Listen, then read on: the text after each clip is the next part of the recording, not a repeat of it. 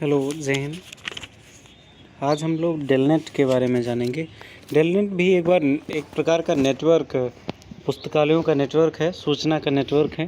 तो इसके उद्देश्यों, उसके सेवाओं और उसके गतिविधियों को आज हम लोग जानने वाले हैं। तो डेलनेट का पूरा नाम है दिल्ली लाइब्रेरी नेटवर्क। इसका शॉर्ट फॉर्म होता है डेलनेट, दिल्ली लाइब्रेरी नेटवर्क। इसको बनाया था इंडिया इंटरनेशनल सेंटर ने, सबसे पहले इसने बनाया था। और ये क्या हुआ था कि 1988 में दिल्ली में इंडिया इंटरनेशनल सेंटर ने एक सभा बुलाया था। उस सभा में एक समिति का गठन हुआ था और पुस्तकालयों के नेटवर्क को बनाने की बात हुई थी, और उसी का परिणाम है ये डेलनेट, दिल्ली लाइब्रेरी नेटवर्क। और उस समय निसात एक तरह का ऑर्गेनाइजेशन है जो लाइब्रेरी के क्षेत्र में काफ़ी वर्क करता है। जैसे हम लोग निसात के बारे में और थोड़ा सा पढ़ लेते हैं। ये रहा निसात,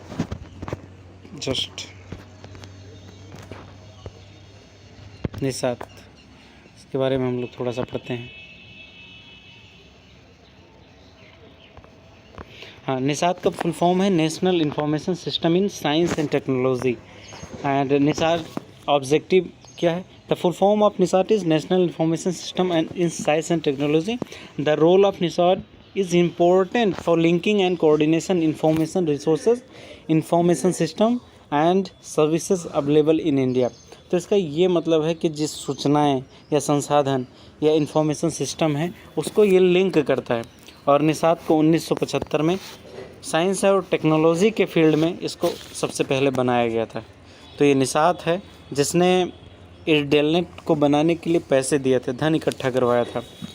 और 1992 में इसने तकनीक भी दिया था। आजकल आपने सुना होगा कि टेक्नोलॉजिकल ट्रांसफ़र, उसके लिए काफ़ी पैसे खर्च होते हैं। तो निसात ने टेक्नोलॉजी भी दिया था और पैसे भी दिया था डेलनेट को बनाने के लिए। अब इसका उद्देश्य क्या है, इसके बारे में हम लोग जान लेते हैं। तो सबसे पहले पुस्तकालयों का नेटवर्क विकसित करना, और उसके बाद पुस्तकालयों के मध्य में संसाधन के रिसोर्स शेयरिंग करना, संसाधन का सहभागिता करना। अब इसमें ये सारे चीज़ क्यों करना, कैसे करना? सबसे पहले हमें काम करना होगा, सूचनाओं का संकलन करना होगा, कलेक्शन ऑफ इन्फॉर्मेशंस। फिर उसका संग्रहण करना होगा, फिर उसका प्रसारण करना होगा, और उपभोक्ताओं को कंप्यूटर आधारित सेवाएं प्रदान करना। ये इसका सबसे पहला लक्ष्य था। दूसरा, एक तो प्रसूतीकरण, पत्र पत्रिकाएं या ऑनलाइन हार्डवेयर सॉफ्टवेयर, इसका चयन आदि करने के लिए पुस्तकालयों को मार्गदर्शन देना, एक गाइड के रूप में काम करना, ये डेलनेट का दूसरा उद्देश्य था। तीसरी चीज़, कई बार क्या होता है कि जब हम लोग ऑनलाइन कंटेंट वगैरह बनाते हैं या डेटाबेस तैयार करते हैं तो उसमें कई चीज़ें रिपीट हो जाती हैं। तो उस रिपीटेशन को कम करना या ख़त्म करना, इसका तीसरा उद्देश्य था। अगला था रेफरल केंद्र। रेफरल केंद्र के बारे में हम लोग पहले के वीडियोस में पढ़ चुके हैं, आप वहां से देख सकते हैं। इसका विस्तृत मैंने बताया था कि रेफरल केंद्र क्या चीज़ होता है। रेफरल केंद्र का यही मतलब होता है कि किसी चीज़ को रेफ़र कर देना। हमारे पास किताब नहीं है लेकिन हम आपको बता देंगे कि फ़लाने लाइब्रेरी में जाइए और वहाँ पर ये पुस्तक मिल जाएगा। इसी को हम बोलते हैं रेफरल केंद्र। इसकी स्थापना करना, और उसके बाद केंद्रीय ऑनलाइन संघ की भी स्थापना करना। जिससे क्या होता है, जब केंद्रीय ऑनलाइन संघ होगा प्रसूतियों का, तो उसमें जितने भी डेटा होंगे सारा एक जगह पर इकट्ठा होगा और कोई भी पुस्तकालय उस डेटा को प्राप्त कर सकता है। दूसरा, या तो यांत्रिक ढंग से हो, यांत्रिक मतलब मशीन से, या हस्तचालित मतलब या हाथों से, मैनुअल से प्रलेखों का वितरण हो, उसको प्रोत्साहन और सुविधा प्रदान करना। कि मतलब जितने भी हमारे पास कंटेंट है वो डिस्ट्रीब्यूट होना चाहिए, चाहे मैनुअल हो या मशीनों के द्वारा हो। ये इसका लक्ष्य था। अगला, जो ग्रंथ होते हैं या पत्र पत्रिकाएं होती हैं या कोई सामग्री होता है, उसके डेटाबेस को निर्माण करना। दो तरह के हमें डेटाबेस बनाना है, एक तो ग्रंथ, पत्र पत्रिका या सामग्री हो गया। दूसरा, जो परियोजनाएं होती हैं या जो विशेषज्ञ होते हैं या जो संस्थान, इन तीनों का भी डेटाबेस तैयार करना। तो दो तरह के डेटाबेस भी हमें तैयार करना होता है। उसके बाद यांत्रिक उपकरण भी हमें खरीदना या उसको इकट्ठा करना। यांत्रिक उपकरण जब हम इकट्ठा करेंगे तो उससे क्या होगा कि जो सूचना होगा वो बहुत ही तेज़ी से उपभोक्ताओं तक या अन्य पुस्तकालयों तक पहुंचाया जा सकता है इलेक्ट्रॉनिक रूप में।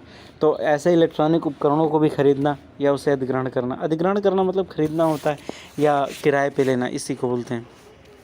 दूसरा, क्षेत्रीय, राष्ट्रीय और अंतर्राष्ट्रीय स्तर पे समन्वय स्थापित करना कि जिससे सूचनाएं निचले स्तर से ऊपरी स्तर तक पहुँचे या ऊपरी स्तर से निचले स्तर तक पहुँचे।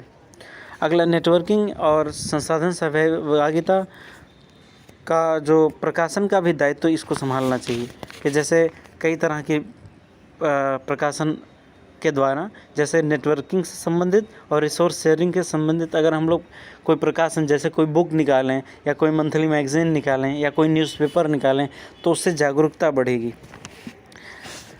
और ये अनेक दिशाओं में प्रगति का काम किया। डेलनेट ने काफ़ी अच्छा काम किया, उसकी सीमाएं हम लोग देख लें तो सबसे पहला जो इसने काम किया, मानकीकरण, स्टैंडर्डाइजेशन का काम किया।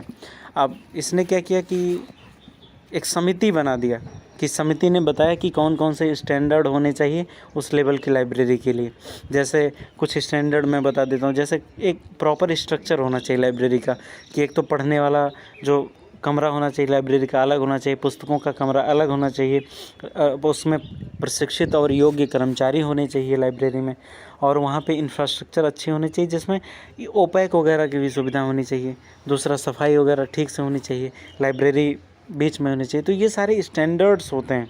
क्या वेंटिलेशन है लाइब्रेरी में या इलेक्ट्रिसिटी की सुविधा है, तो ये सारी चीज़ें, और उसमें कितनी पुस्तकें होंगी, क्या वो मंथली मैगज़ीन्स वगैरह या मंथली जो शोध पत्र वगैरह जारी होते हैं वो पुस्तकालय मंगाते हैं कि नहीं। तो ये सारी चीज़ें मानक तय की करने के लिए बनाई गई।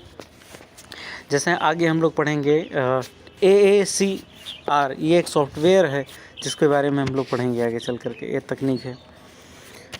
दूसरा, डेटाबेस सेवाएं इसने किया कि सारे जितना भी डेटा था उसको कलेक्ट करके उसको ऑनलाइन इसने निर्माण कर दिया, जिससे सारे पुस्तकालय और जो व्यक्ति है, उपभोक्ता है, उसके द्वारा प्राप्त किया जा सके। कुछ लोग दिखाई नहीं देता उनको, तो उनके लिए ब्रेल लिपि की पुस्तकें उपलब्ध करवाई गई। और उसके बाद कुछ लोगों को सुनाई नहीं देता तो उनको देखने के लिए, मतलब विजुअल कंटेंट प्रोवाइड किया जाने लगा। तो इसने काफ़ी अच्छा काम किया डेलनेट ने, एज़ कम्पेयर टू इन्फ्लिबनेट। इन्फ्लिबनेट जो था वो थोड़ा सा बेकार किस्म का था, उसने अपने उद्देश्यों को पूरा नहीं कर पाया, लेकिन डेलनेट ने अपने उद्देश्यों को पूरा किया। सॉफ्टवेयर को भी इसने उपलब्ध करवाया। एक है डेल्सिस सॉफ्टवेयर को उसने बनाया, जिससे सारी जो सूचियाँ थीं उसको बनाने में मदद मिली। अंतः पुस्तकालय ऋण की सुविधा इसने शुरू की है। इसके लिए ILL की उसने सुविधा करवाई, जिससे शीघ्रता से सामग्री उपलब्ध की जा सके, ऋण से, लोन की तरह होती है। ईमेल की इसने सुविधा प्रदान की।